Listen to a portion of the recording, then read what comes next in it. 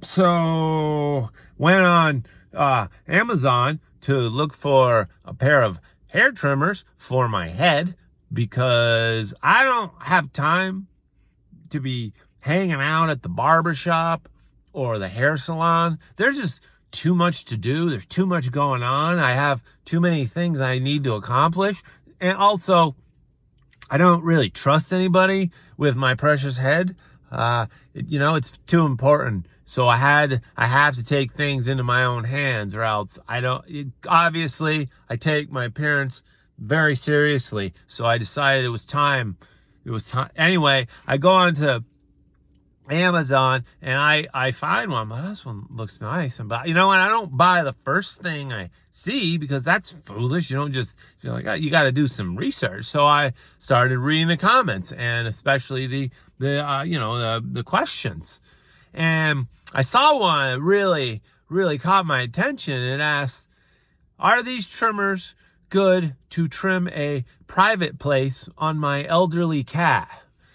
And I thought, oh, that's a good question. I never thought of that. And I noticed nobody answered. And I thought, well, that's kind of rude. This person's obviously in need of help. It's pretty important, I'd say. So I'm gonna step up here. So I wrote. I said, look, basically, you can use anything to trim a cat's private place. In a pinch, a buck knife will do. I mean, I wouldn't recommend it, but if you have to, it's possible. You just got to be it takes a little skill, and you got to be careful. But otherwise, the best thing to do is, trimmers would be.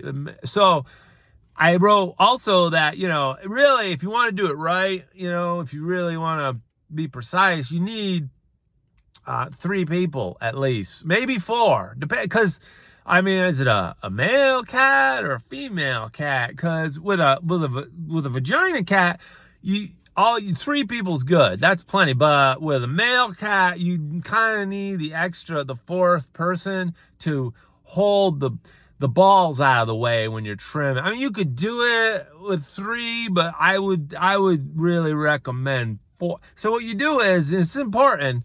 The cat is probably going to be scared shitless. They're not going to want, to be shorn with they're not going to be, I don't know, some cats might enjoy it. I don't know. But so the best thing to do is maybe you take Benadryl and you crush up or better yet, if you have, say, oxycodone laying around, which most people do, you crush up some of those, not too much though. You don't want to overdo it. Maybe 4 to 5 pills you crush up, put it in a little cat kibble, and then wait for the cat to, kind of relax, lay back.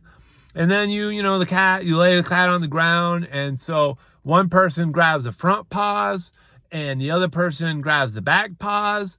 And they kind of just stretch the cat out lightly. It's like cat yoga. You just stretch them out lightly. Just kind of take up a little bit of the slack.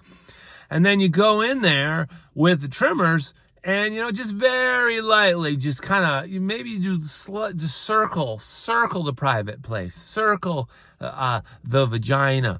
And just, slowly, don't overdo it. You gotta be careful, but it's really not cat vaginas are pretty tough. I wouldn't just go in there and just whatever, but they can take it. Now, again, if it's a male cat, then that 4th person comes in real handy because they take their little fingers and just kind of hold the nuts, and they move them to the right and they move them to the left and down and then up, and you just kind of circle with the trimmers.